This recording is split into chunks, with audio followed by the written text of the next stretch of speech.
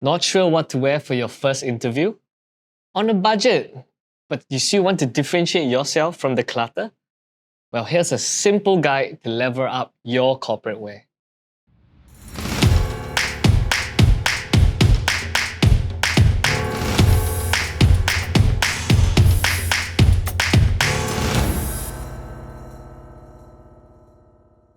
We start with the most important rule of dressing well. Fitting is key. Having clothes that fit are essential. And here we're not talking about skin-tight clothes. Rather, we're talking about clothes that are comfortable and fit your body well. I'm sure you've seen many men out there wearing clothes that are 1 or 2 sizes too large. This makes them look shabby and baggy looking, which isn't a very good first impression. And well, it's hard to blame, as many of times we are on a budget and we can only afford to get items off the rack. Now, many of us have the perfect physique to fit all these standardized sizes. So how do we ensure fitting on a budget? Let's talk about alterations. Yes, if you are blessed with good genes, then carry on and save money on alteration. But for the majority out there, we recommend you find a shirt off the rack from your department or your retail stores and then proceed to get them altered. There are many places that you can do alterations, but we recommend you find one that your friends can vouch for.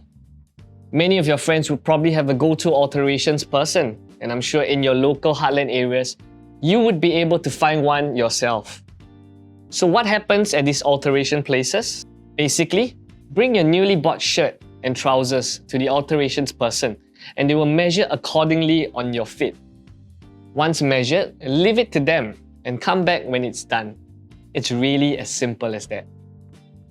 Now that you have a fitting pair of shirts and pants, let's move on to accessories. Sure, there are many men accessories out there, but of course, we are on a budget. So let's just focus on the main items. Your belt, your shoes, your socks and tie.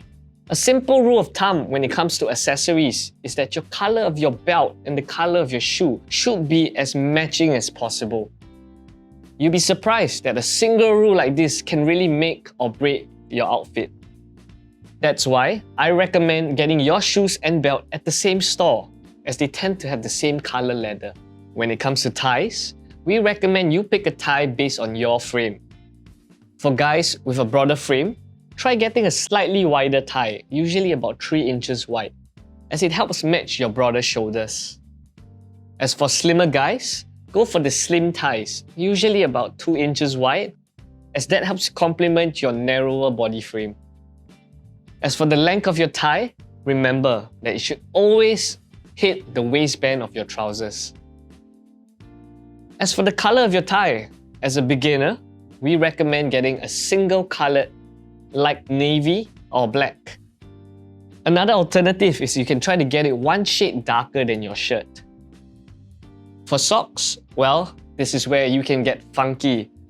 But of course, if you're just getting started, how about just trying to opt for black, brown or navy socks, as these colors are very hard to go wrong.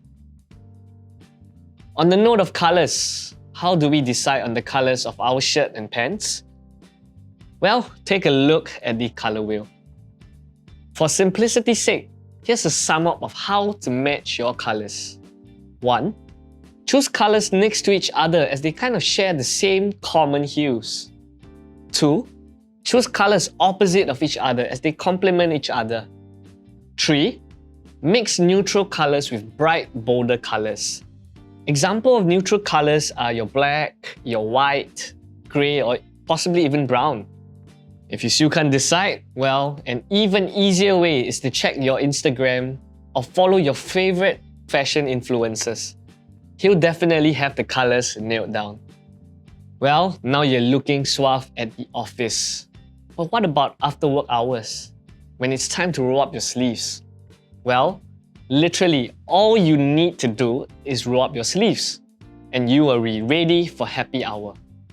Many guys tend to have their own makeshift style when rolling up their sleeves, and this could end up being rather messy.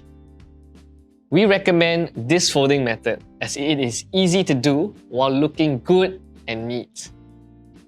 First, Roll up the sleeve to about 2 widths of the cuff. Then smooth any crease or folds in the fabric. 2. Roll from the bottom end of the sleeve once more to cover the cuff, leaving only the top end of the cuff exposed. If the inside of the cuff has a contrasting color or design, show just a hint of it and cover the rest. Next, hold the top edge of the cuff and pull down to undo the fold. With that, you're done and you're looking good to go.